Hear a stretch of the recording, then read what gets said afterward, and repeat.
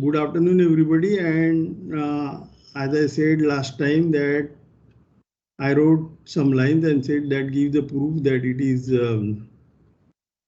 it classifies the homogeneous G spaces. And what is the classification? First, understand a statement. We'll worry about the proof later. So you have given a group G, and we have seen in earlier lectures and including the exercises that for each subgroup, this coset, left coset of H in G, that is a G space. That means G is operating on the left cosets of H, and this operation is transitive, right? And therefore it is called a homogeneous G space.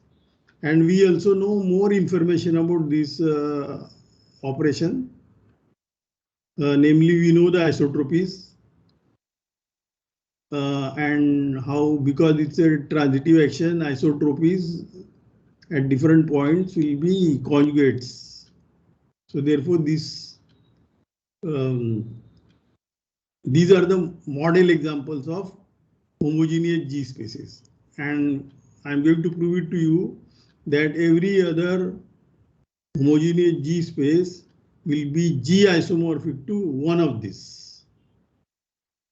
Is the statement clear? And that will classify all homogeneous G spaces. All right. So start with arbitrary homogeneous G space X. So whenever you read such a sentence, you should keep reminding you what is that. That means G is operating on X and that operation is transitive. And transitive means, first of all, the set should be non-empty and only one orbit. Therefore, stabilizers will be conjugates. If you fix one stabilizer, then other stabilizers will be the conjugates of that stabilizer.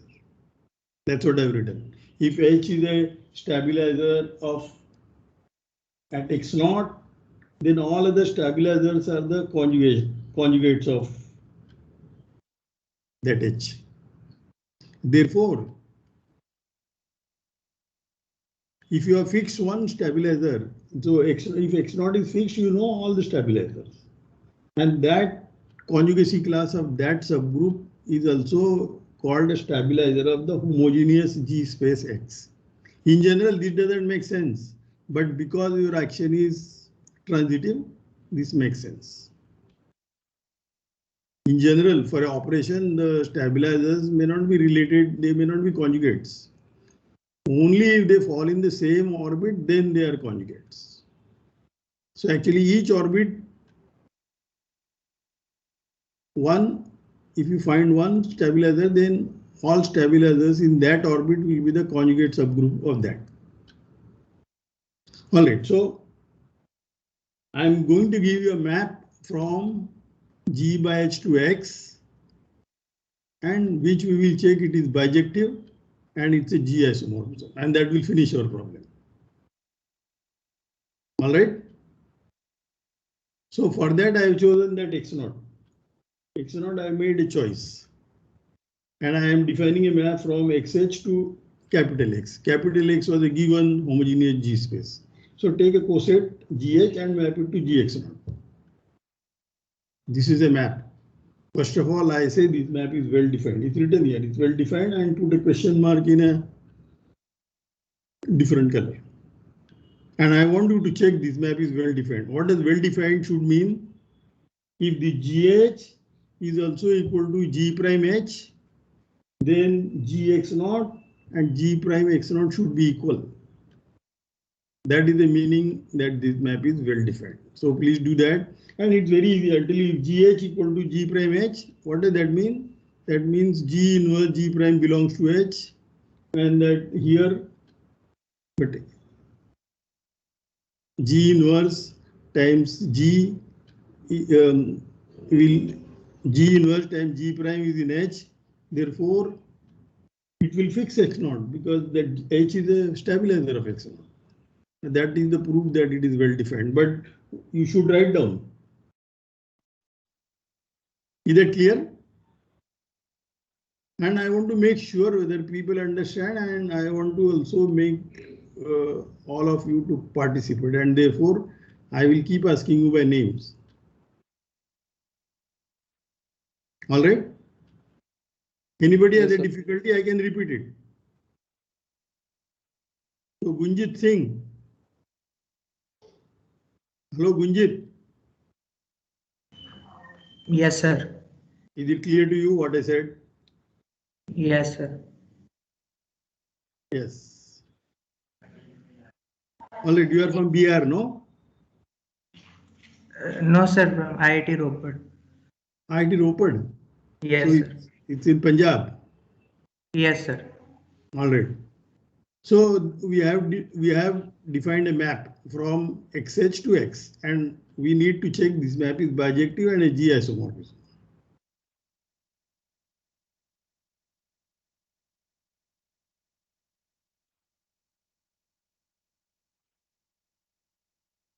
And let us check it is a bijective map. I have not written, but let us check it is bijective. What does that mean?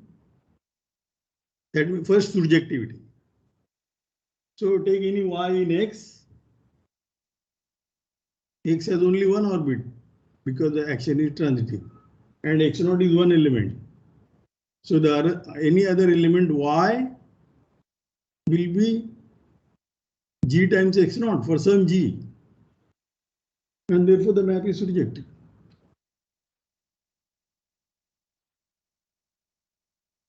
Is that clear? Yes, sir. Yes, sir. All right. Arnab, where are you from? Yes, sir. Yes, sir.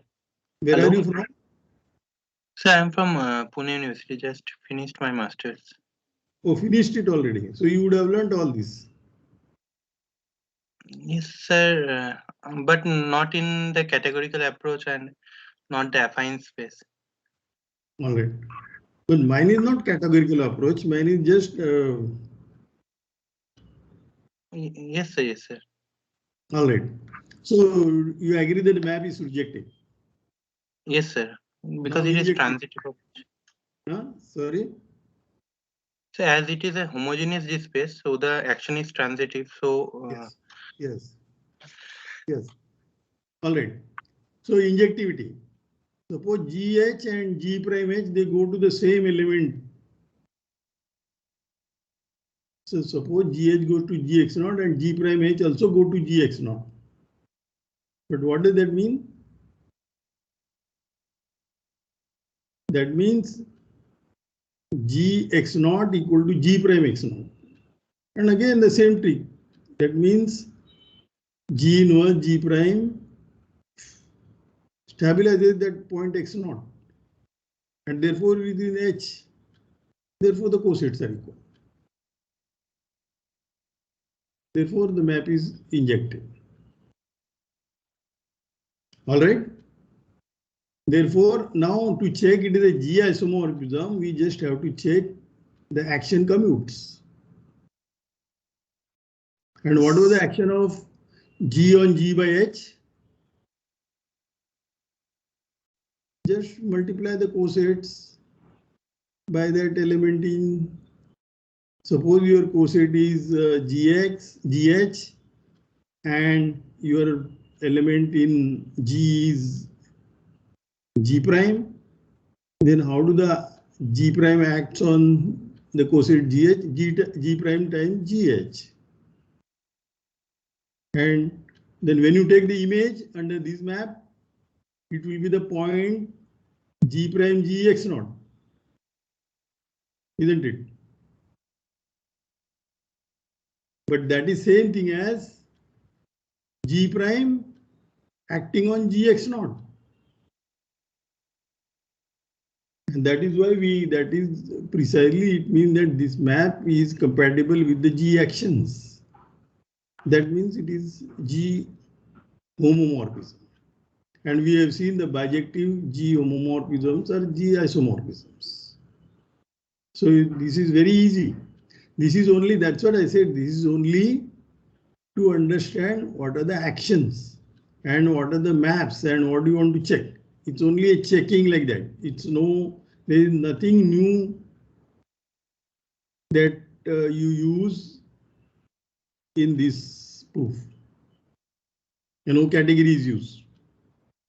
All right. So now I am asking a little bit more serious question.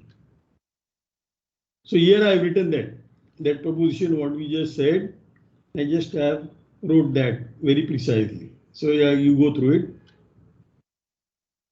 You see this is precisely written very precisely, this proposition, what we checked it now. Now the serious point is this. I actually want to compute or describe the automorphism group of a homogeneous G space. So once again, what is a automorphism group of a G space? All G automorphisms from X to X. That is the automorphism group, and that is denoted by aut XG, suffix G. Just to remember, these are bijective maps which preserve the G operation. And I want to describe aut XG for homogeneous G space. That means the action on G action on X is transitive.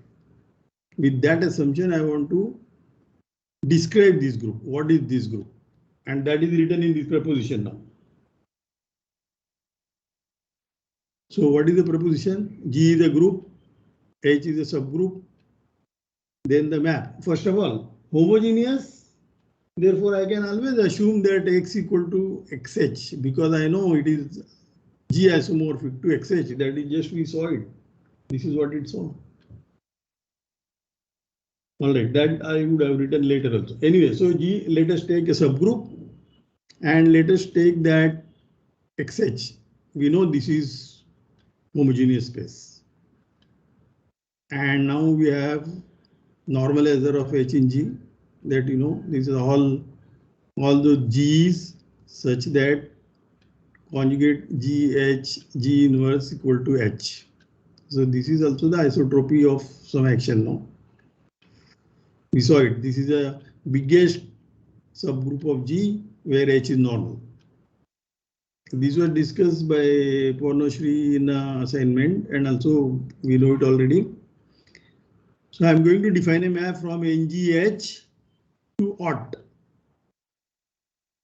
Very easy map. Very easy to understand map. So G0 is given in NGH and I want to map it to an automorphism. So I should give you a map from XH to XH. So that map is given there. The cosine GH goes to G0H. And this is definitely a map from XH to XH. First of all, you should check that this map is indeed an automorphism of G automorphism of XH. And what do I say the statement? This map is surjective. Surjective group anti-homomorphism. Anti-homomorphism, So it doesn't give the same order, but it changes. F is an anti-homomorphism from G, some group G to other group G prime, when Fxy is not Fxfy, but Fyfx. See, I have written it here. Anti-homomorphism of groups is a map from G to G prime with Fxy equal to Fyfx for all X and Y in G. And we want to prove that I want to prove that this map is surjective. First, we have to prove a couple of things. That this map is first of all an automorphism of XH. Then we have to check that this map which I have defined it is surjective. These two things definitely I want to check. But assume that we have checked that. Then I will look at the kernel. This is a group anti-homomorphism. So how do you make anti-homomorphism to homomorphism? just change the operation of group to the opposite operation. Right? And then I take the kernel of that map. And that kernel I claim that it is H. And once you know the kernel is H, therefore this way what will happen that this group modulo the kernel is isomorphic to the image, but we are saying surjective. Therefore this mod H will be isomorphic to the opposite group of the automorphism group of XH. But once you know the opposite group, then you know the group also. Opposite group and G op, they are isomorphic. What is isomorphism? You know, the problem is very simple now. Can somebody say, if I see, hold on this for a moment. If I have a group G and I have a G opposite group, then I say they are isomorphic. Can somebody tell me the proof? Sir, X going to X inverse. Very good. Who said that? Who said that? Yes, sir. It's correct. Yes, sir. I told Anuj, sir. What is your name? Anuj, sir. Anuj. Oh, Yes, Anuj, I talked to you earlier, no? Yes, sir. Anuj is from Pune University, right? Yes, sir. Very good. So therefore, this is what we wanted. This group is isomorphic to the opposite group, and this group is isomorphic to this quotient group. And therefore, we would have established what is an automorphism group. The description, that is this quotient group, normalizer of H modulo H. This group has a very important applications in group theory and other places. This factor group is called WH. It's denoted by WGH. And this is called a while group of H in G. This makes sense for any subgroup H of G.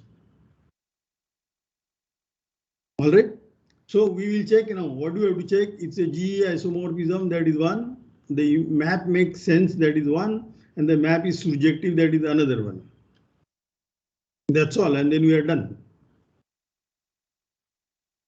All right. Now, in order to save the time, because we are running behind, I have written the proof here very precisely. So is it okay if I leave it to you and you read it, or should I go through it? The choice is yours. Now you tell me what to do. But once you agree that you will read it, next time I'll ask you, did you read it? Now I want your opinion, please. This is a very, very important theorem. And therefore I want everybody to understand it. And there should not be any difficult to understand this, because all the definitions, if they are clear to you, this is very, very easy. Now let me ask you, should I go through it or you will go through it? Please let me know. And you have to be prompt in answering whenever you are being asked to do. Now let me, Shivani. Hello Shivani, are you there?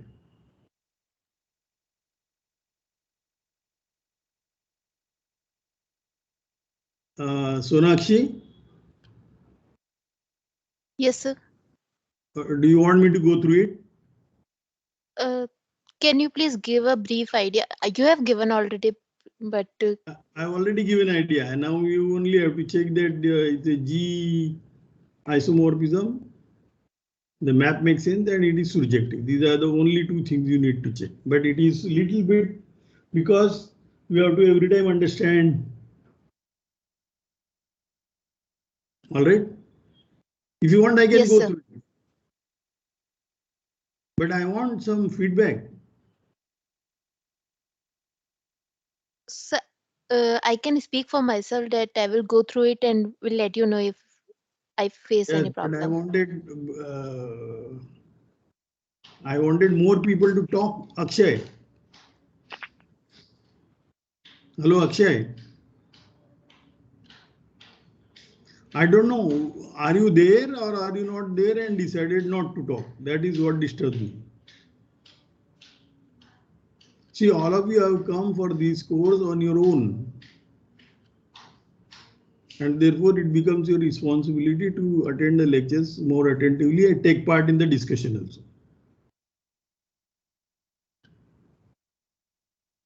Sir, I will also try. Who said that? Varsha Rai. Varsha Rai. All right, now who else can I? Arun Kumar. Arun Kumar, are you there?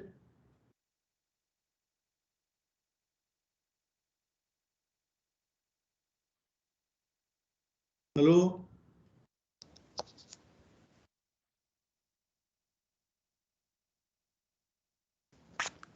Sir, I will also go through it and let you know if I have any problem in it. You are from Rohitesh from Pune, is it? No. No, sir. Central University, South Bihar. South Bihar, okay. What about Gunjan Singh? Yes, sir. I will also read it. And next time, positively, you would have read and come back to me, right?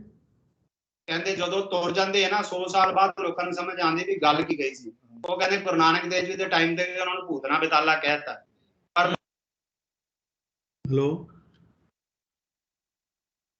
All right, so I am going to leave it today and wait for you to read it. It's written very precisely and it's not difficult at all. All right, so I will skip this because and anyway, this file I am going to send it to the for you to read it. So I want to continue my discussion on affine spaces and affine maps. All right, so let us start. So here also few pages I have written, but later pages I will write by hand now. So what is an affine space? So that was the exact definition what you said. This was a general definition, no? Transitive. Where is it? Here. Affine G space. This is defined for a general group. G is any group, and then affine G space means just a simple transitive G space. That means G is operating on X, and X is the operation of X, G on X is simple and transitive. Transitive means non-empty, only one orbit, and simple means all stabilizers are trivial. Simple means all stabilizers are trivial. Or in other words, if Gx equal to G prime X, then G equal to G prime. That is simple means. All right. In homogeneous spaces, transitive actions, stabilizers may not be trivial. That is the difference. And that is the definition. Now I am going to take a very special group.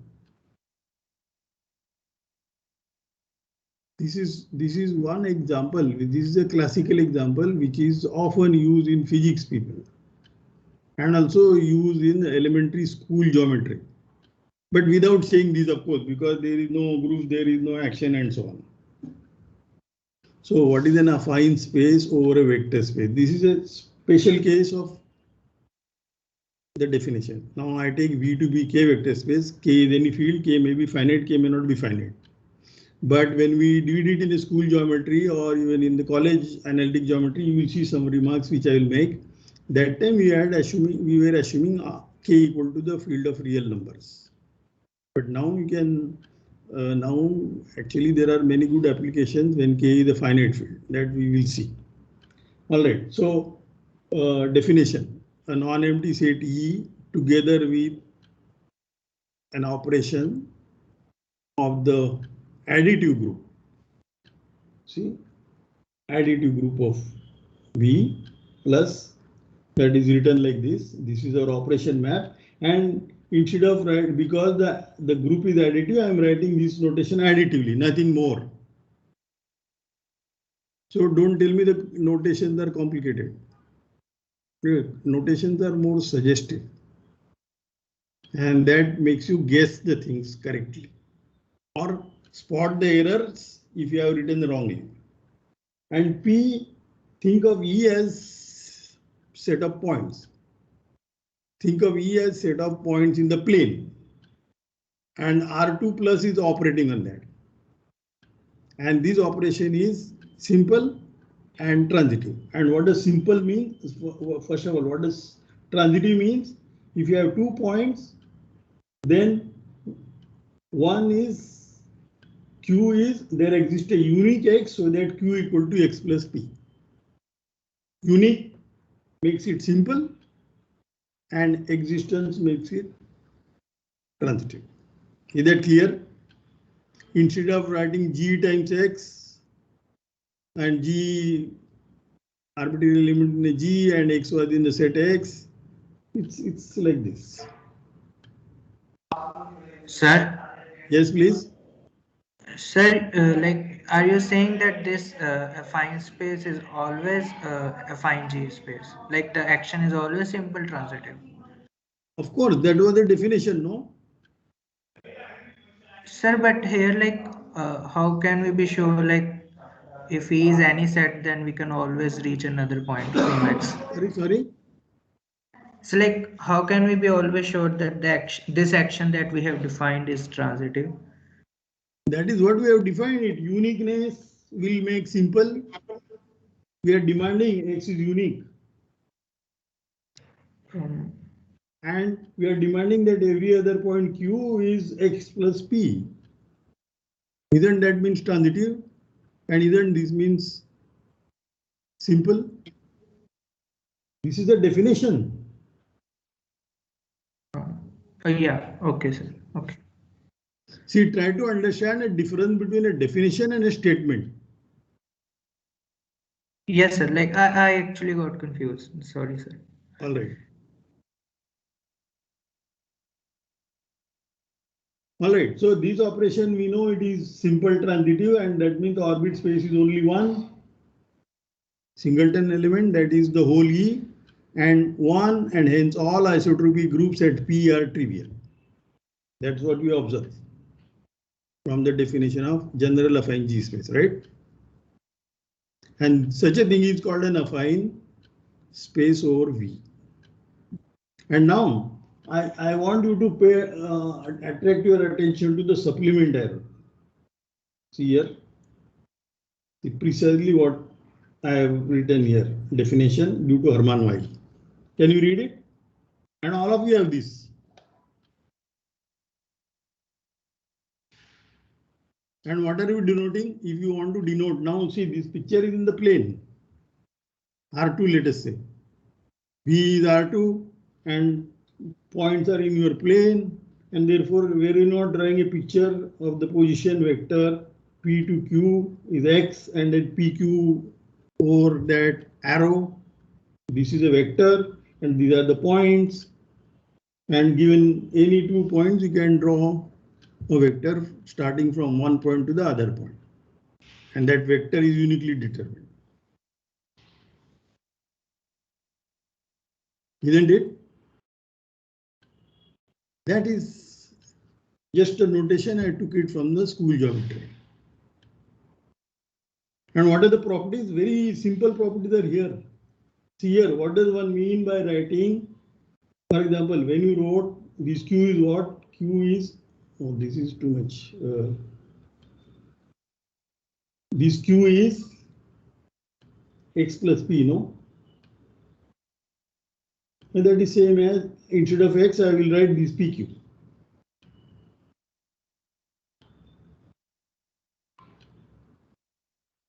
See here, this is what I have written. Same. This is unique.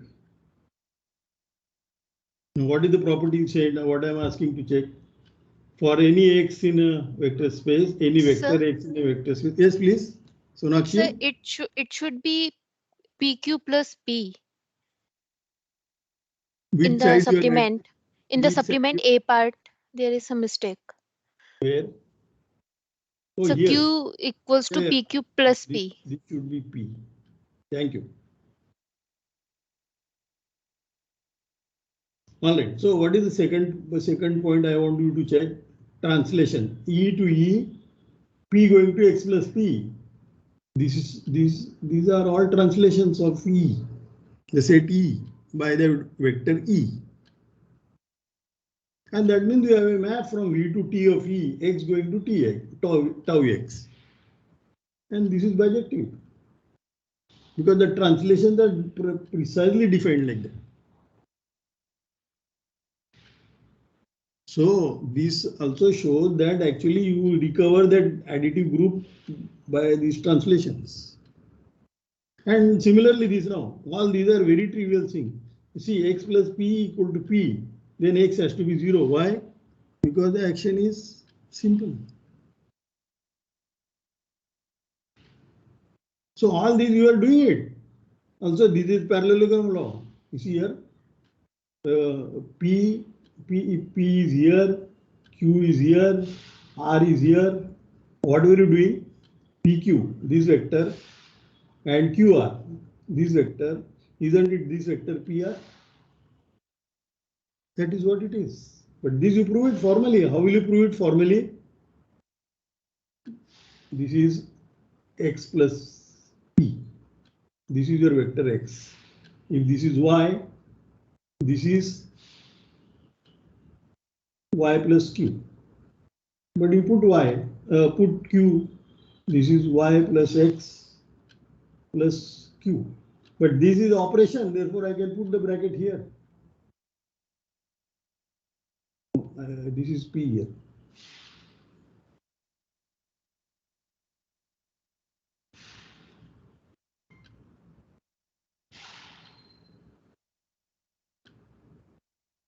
Y plus Q. This is correct, but Q is X plus P. And I put the bracket here. And this should be what? Here PR, that should be X plus Y. But there, that's clear, it's matching. That's it. When you read this carefully, you will remember your school days. Should remember. And all these properties are like that. This is just the definition that it is simple and transitive. And the operation of the group is plus. Nothing more. All right. So that is it. And then you see here, there are exercises also. If you see exercises, what is parallel is also defined.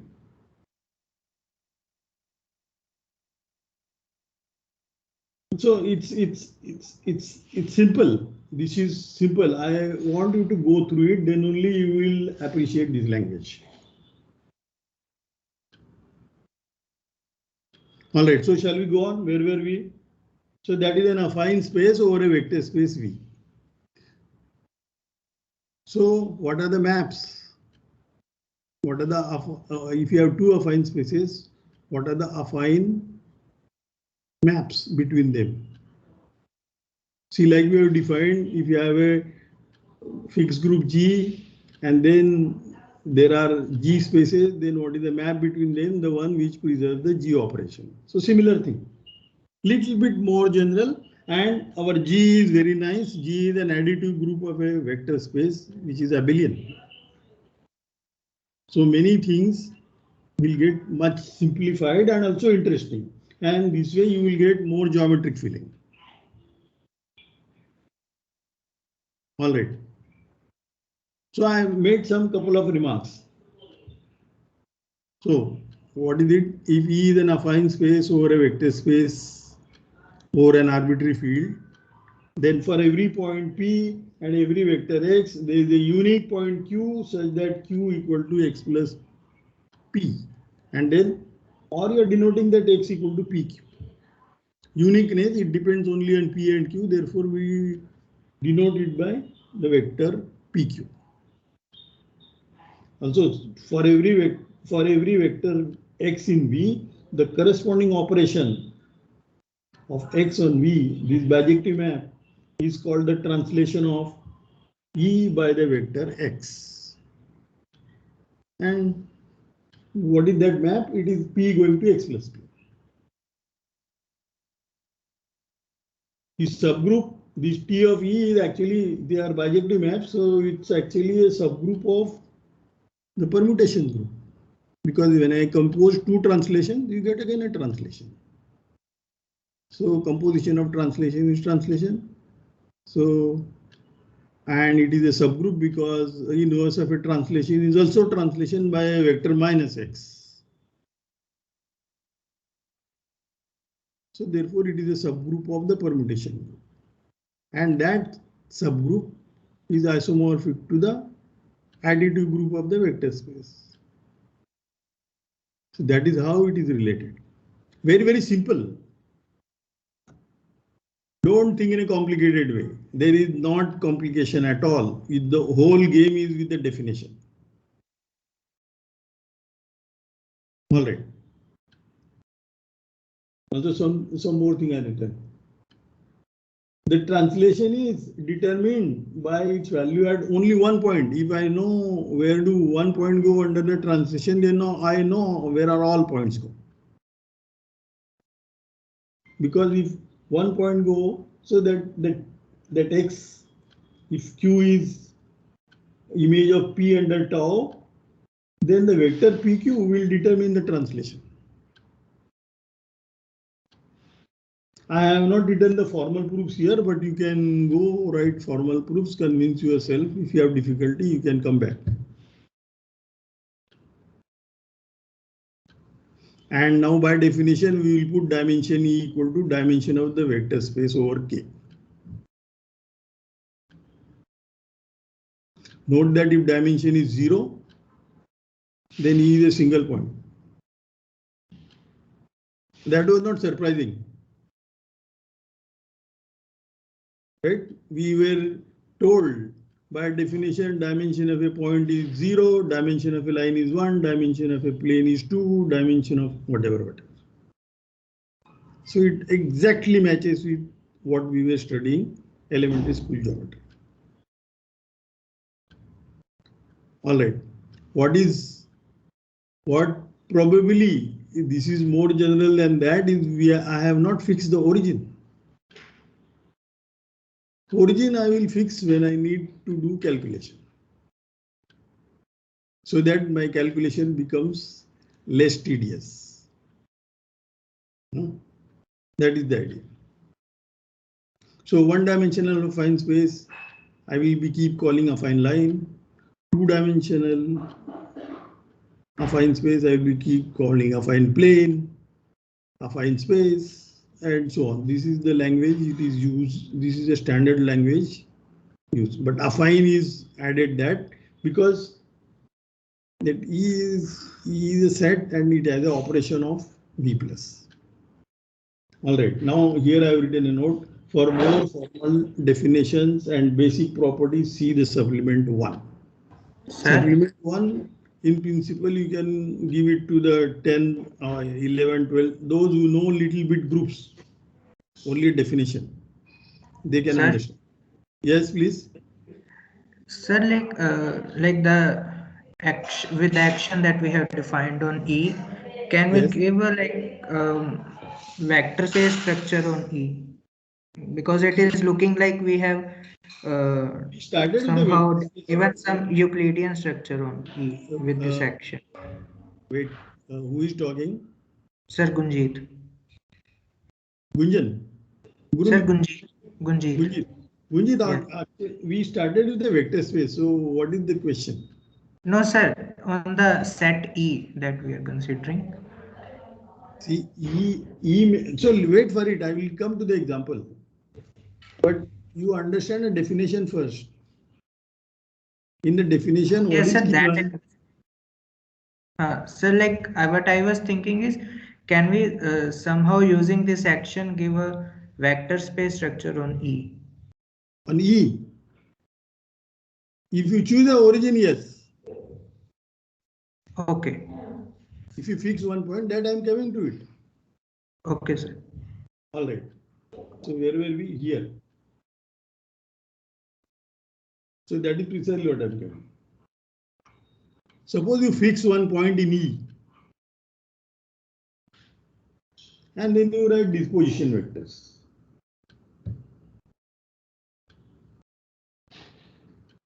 Now this shows that I can add two vectors, right?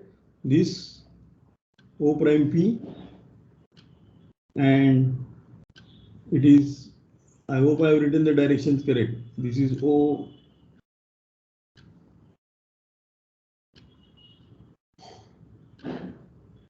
So you understand this rule, no? So that is the addition. So addition definitely we get it on,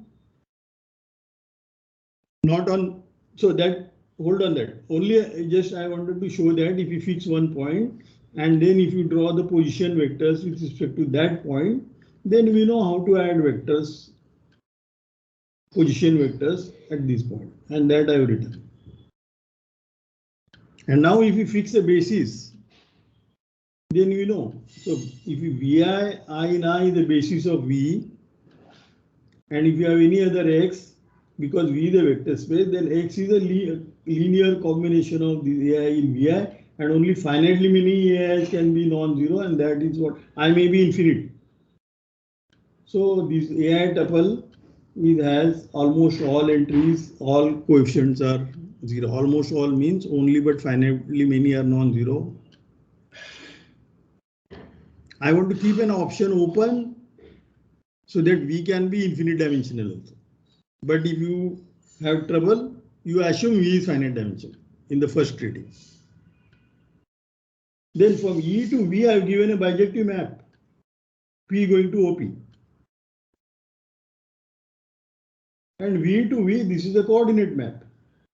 V we are identifying with K. So if I is a finite set, if I were a finite set 1 to L,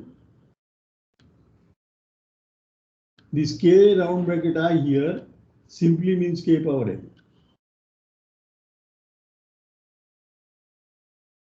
Otherwise, they are all I tuples indexed by I, so that only finitely many entries in that tuple are non-zero.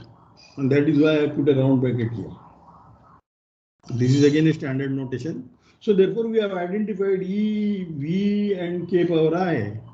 And if you have a vector space structure on you can pull it back here under this bijective map. So that answers your question, Gunjan. Gunjan, what is your name? Guru? Sir, Gunjit. Gunjit. Sir, could you please explain again the how did you define this position vectors and what is that tau x? See, if I have fixed, so suppose I give you a plane. If I give you a plain paper. Okay. And say this is R2. Uh-huh. Now you don't know where is origin, no? You have not fixed. You can choose origin wherever you want. Now if you are in the space, for example, in a 3-dimensional space, you would like to choose your origin in your hometown, no? Yes, sir. But different people have different hometowns. Yes, sir. So if you choose that origin, then everything calculation will be dependent on that origin. Uh-huh. Right? See, yes. Suppose you were to calculate a distance between 2 points. And you know the formula? Of course you know. But that formula will become simpler if one of them is origin. Yes, exactly. Right? If it was your point is xy and you want to measure a distance from origin to that xy, it will be just under root of x square plus y square. Yes, sir. Whereas if the points are one of them is not origin, then you have to say what is the coordinate there, x1, y1, the other is x1, y2, and then x1 minus x2 square plus y1 minus y2 square and square root under root of that. That is the formula. So this calculation will become obviously simpler if one of them is origin. That is the idea. Yes, sir. So if you fix one. So like, yes, sir. Please continue. So therefore, that is the difference. Okay. No other difference. So like the line that you have written, like O dash P vector is equal to O dash O. Is it like a coordinate change formula, right? There is no coordinate change right now. I'm just written the formulas. I just wrote the how do you calculate the sum. sum of two these vectors. Okay, okay. So I was actually under the impression that O dash was a new origin. I never said that here, no. I said O is fixed and so on. So that's it. So, and more you will realize and enjoy if you read this supplement very precisely. Okay, sir. And the supplement doesn't need that you need any more groups or anything more. Nothing is needed. And even if you want to simplify the supplement, wherever I have written a field K, you assume R and so on. And then you see here, you see this picture. These are the theorems you are proving it in school. Yes, sir. And then if you want to prove them, it becomes very simpler if you use this language. Okay, sir. Thank you. And there are many statements like that. All right, so let us continue. Now I want to define affine maps. Now you see here the difference. So I will write it on this page. See here, what is the thing we started with? We have this group V plus. We have this group V plus. Actually, V is a vector space. V is a K vector space. So there is actually more structure on V, but I'm only taking the additive group of V. And this group operating simple transitive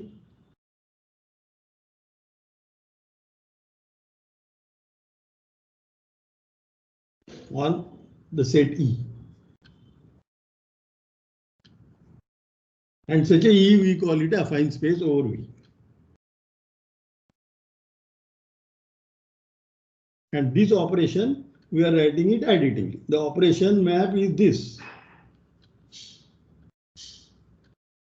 So what is the operation map should do? When a vector x in V, comma point P in E should go another point. Something to do with the addition. So that I am denoting x plus P. And what were you doing in general? If G is a group, X is a set, then operation we are denoting like this. So G comma X going to Gx. And why did we write this Gx? Because we were writing the operation in G multiplicatively. So this is just a choice made because of this plus. And this plus is not this plus. Similarly, this product here is not this product in G. All right. So if anybody has any still difficulty can get clarified now, because as we go on, it will be more and more such notation. Nothing more. They are only definitions. Can I go on? Sonakshi? Yes, sir. Is it clear?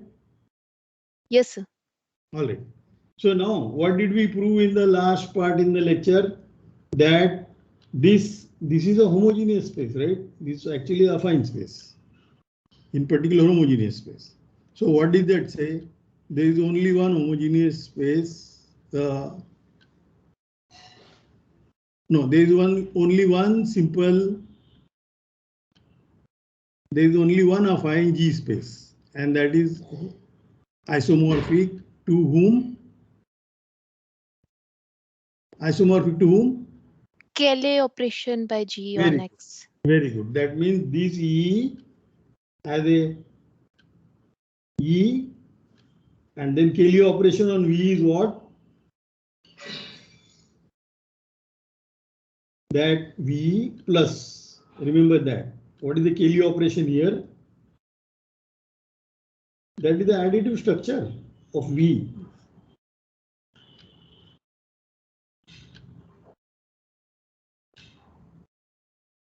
This is a Cayley operation, no? What was it for G? Cayley operation for G. Can you tell me? G on G. G cross G to G. Isn't it this? GX GX. Isn't it this? Yes, sir. Yes, sir. This is an operation. If you want to write in action homomorphism, what will that be? G to SG. And what will be theta? How do we convert this to that? Any G here going to theta G. Theta G is a map from G to G. Any G prime is going to GG prime. These are all same, no? This is equivalent to this. If you give this, then I have this. If you give this, then I have this. And I have just converted into V plus notation. Is that clear? Yes, sir. So here our group is V plus, right? Yes. So V plus is acting on E. See, yes. That is an affine space over V.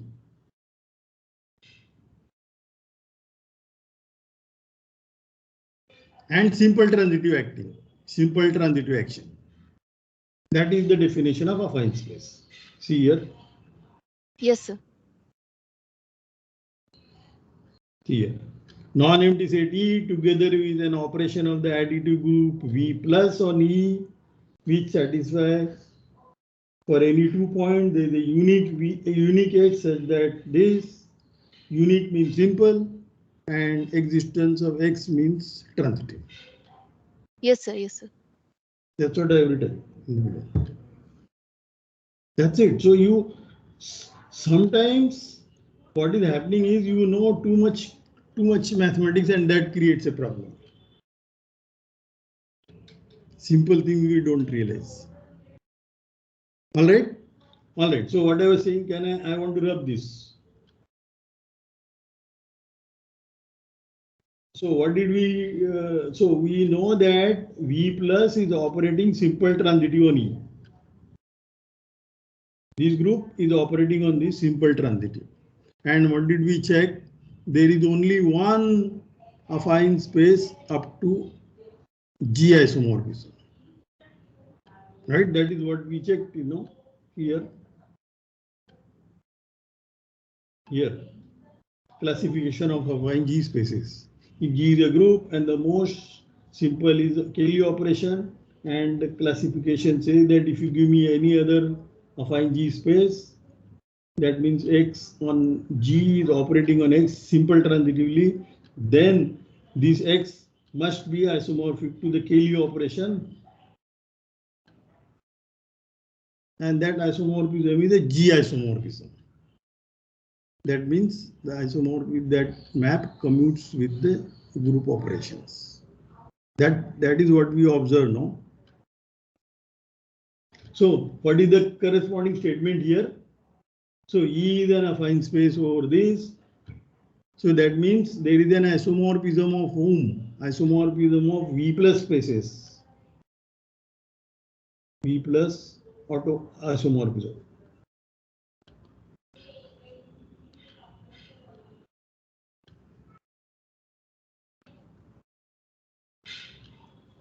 From this to this. And what is the operation here? The addition of vectors. Addition in the vector space. And what is that isomorphism? Take any point P.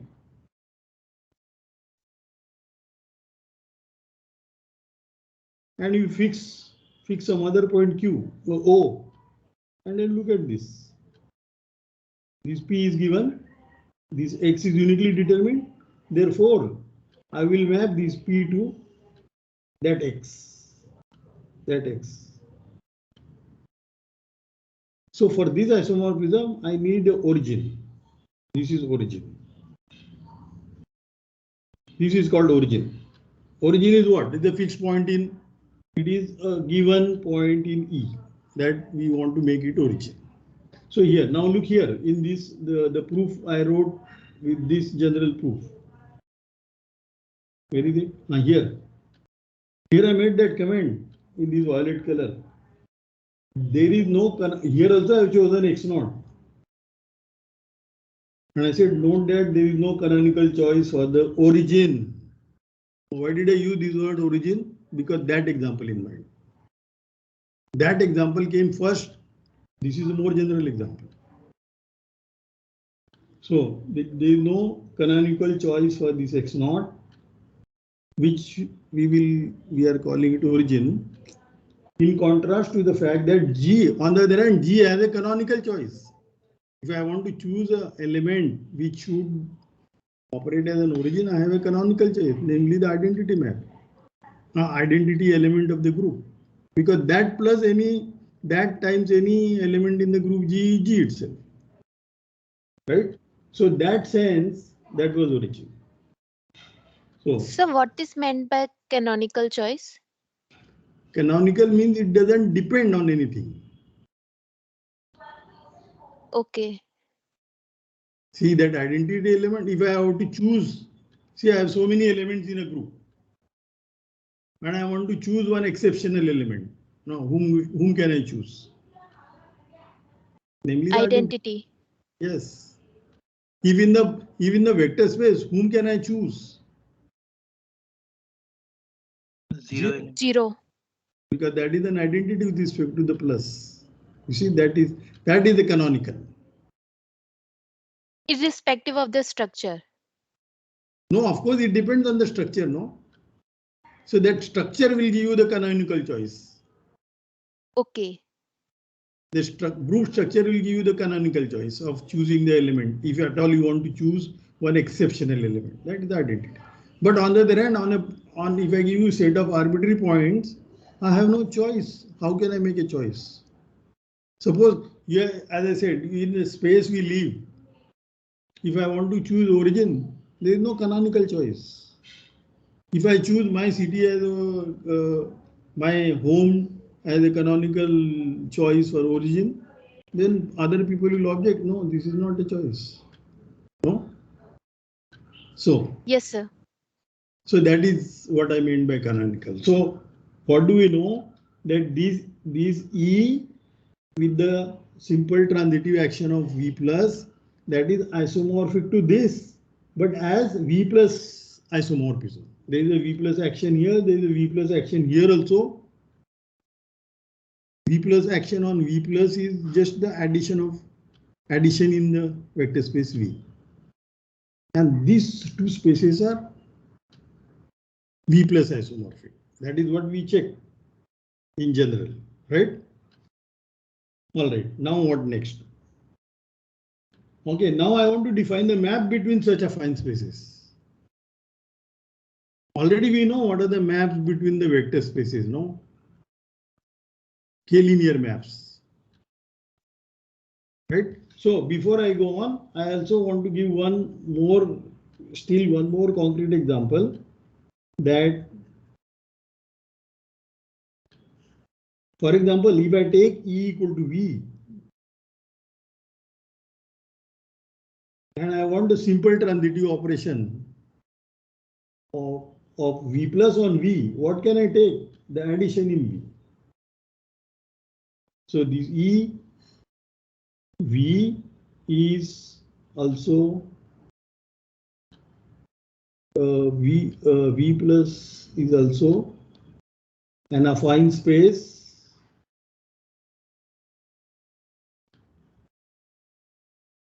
over V by this action V cross V to V x comma y going to x plus y. This is addition in V.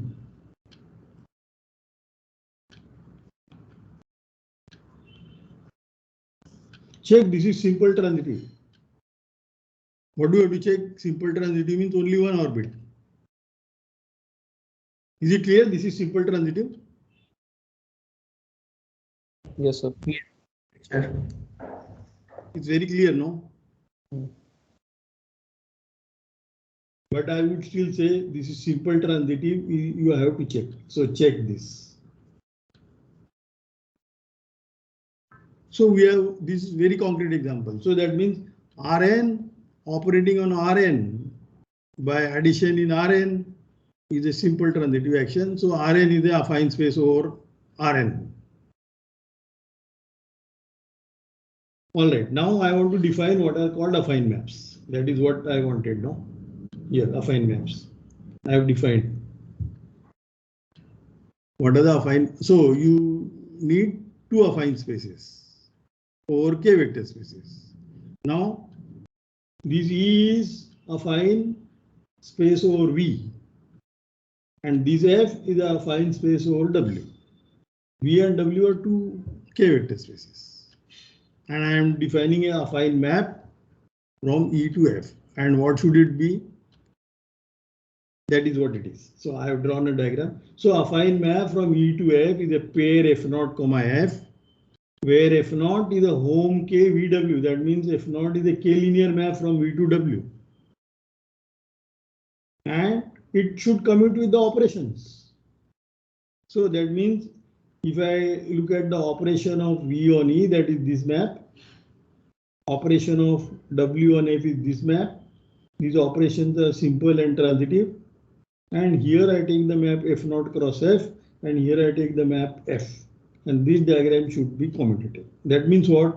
If I start with a pair here x comma p, where does it go under operation map? It goes x plus p. That is how we have chosen our notation. So where does this go under this map? This go to F0 x. You see, x is a vector in V. Therefore, F0 of that will be vector in W. So, and this is the image of that point P under this map F. Now, on the other hand, I have got x plus p. That should go to f of x plus p. But this way it is coming to, where does it coming to operation? This vector in W get added to this point in F. So it goes to this. But I am demanding this is commutative. That means I am demanding this equality. And this equality, if I have to write in that our usual notation, if you call this point as Q, if you call this point as Q, then that means this X is PQ bar.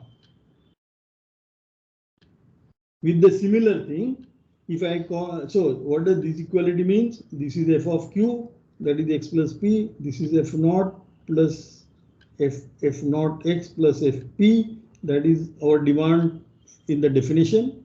And this equation is equivalent to writing this vector is a vector from fp to fq. And we are writing this arrow because we know it is going from fp to fq. And such a map is called affine map of affine spaces. And I want to make a couple of remarks about this. And then what am I up to? I want to describe what is the affine group. That is what the title of this. It's already my time is up, but I will show you the title.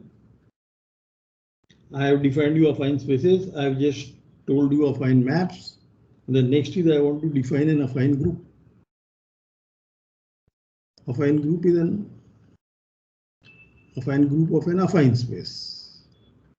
And this is a very important group in geometry. And many applications or many these languages used mainly in physics. I want to describe that. But for this description, I will need eventually I will need what is the